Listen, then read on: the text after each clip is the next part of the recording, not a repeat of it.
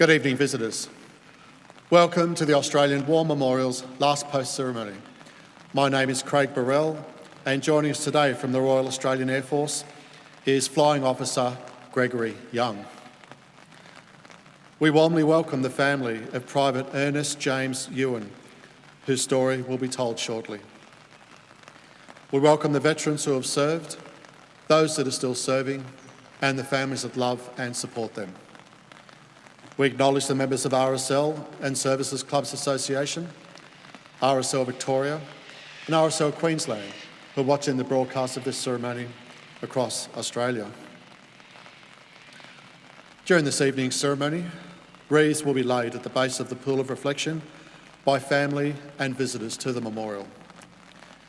If you are able, please stand and join in singing the national anthem.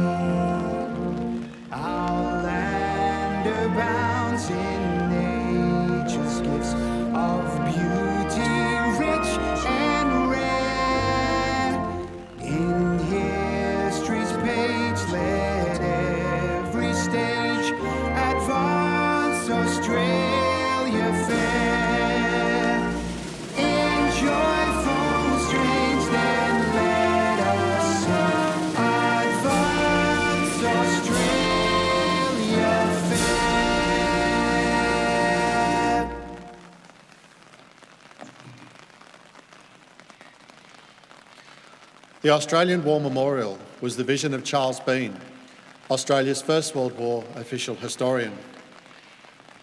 Bean landed with the Australian troops on Gallipoli and stayed with them at the front through to the end of the war. The idea of this national memorial and museum came to him at Pozières, France, in the depths of the bloody fighting of 1916. Bean's idea was that this would be a place where families and friends could mourn their loved ones buried in faraway places. It would also be a place that could help all Australians understand what these men and women had endured and what they had done for us.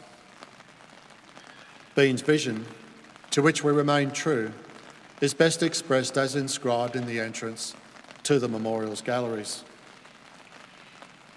Here is their spirit, in the hearts of the land they loved, and here we guard the record which they themselves made. Tonight, we will read the story behind just one of those on the Roll of Honour, which lists the names of more than 102,000 men and women who have given their lives for us in war and on operations for more than a century. But first, we present a lament, Flowers of the Forest. Wreaths or floral tributes will now be placed at the pool of the reflection.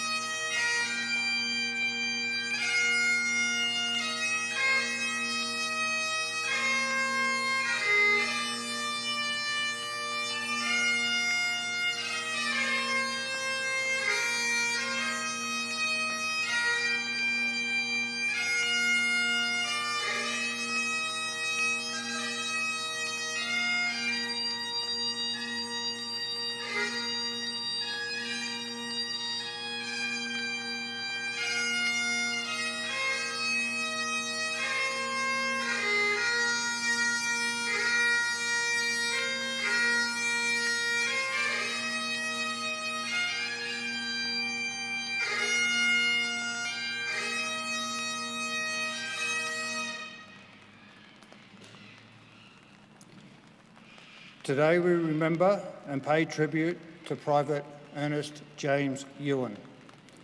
Ernest James Ewen was born in 1892 in the Sydney suburb of Newtown, the son of William and Florence Ewen.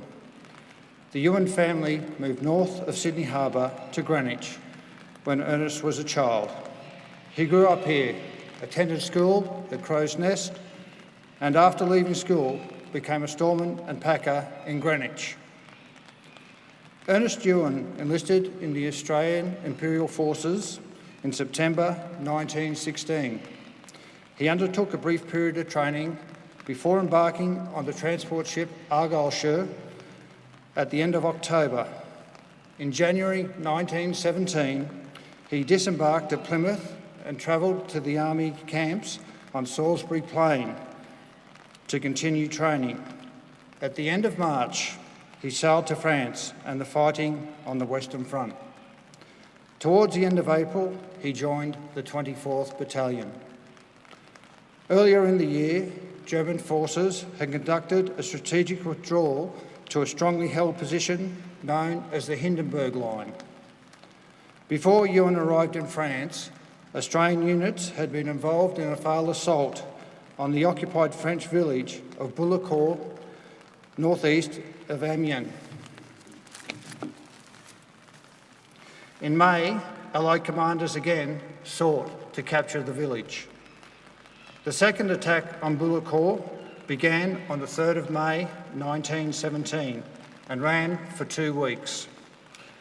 While the 24th Battalion was only involved in fighting on the opening day, it suffered almost 80% casualties. Among the dead was Ernest Ewen. He was 24 years old and had been with his unit in France for less than a month. His remains were never found, and he was initially recorded as missing. Within a month of the battle, however, it was determined that he had been killed in action. Today, his name is recorded at the Australian National Memorial at Villers-Bretonneux, alongside more than 10,000 Australians who were killed in France and who have no known grave. Private Ernest James Ewen is listed on the Roll of Honour to my right, among almost 62,000 Australians who died while serving in the First World War. His photograph is displayed today beside the Pool of Reflection. This is but one of the many stories of service and sacrifice told here at the Australian War Memorial. We now remember Private Ernest James Ewen, who gave his life for us, for our freedoms, and in the hope of a better world.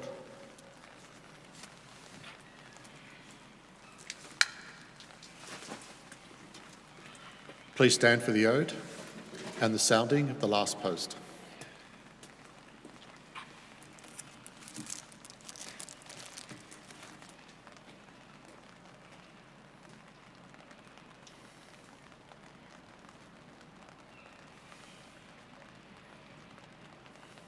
They shall not grow old, as we that are left grow old.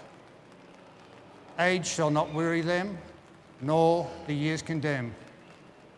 At the going down of the sun, and in the morning, we will remember them. We'll remember them.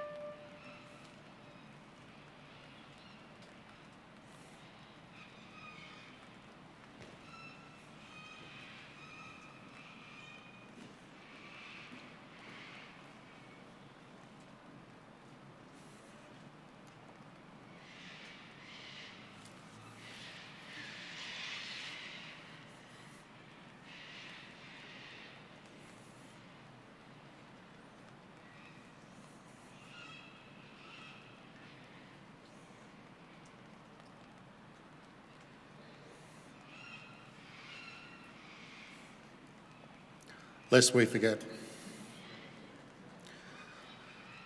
We leave you this evening with the words of the memorial's founder, Charles Bean. Many man lying out there at Pozieres or in the low scrub at Gallipoli with his poor, tired senses barely working through the fever of his brain has thought in his last moments, well, it's over. But in Australia, they will be proud of this. Ladies and gentlemen, that concludes the last post ceremony. We thank you for visiting the Australian War Memorial, and we wish you all a very good evening.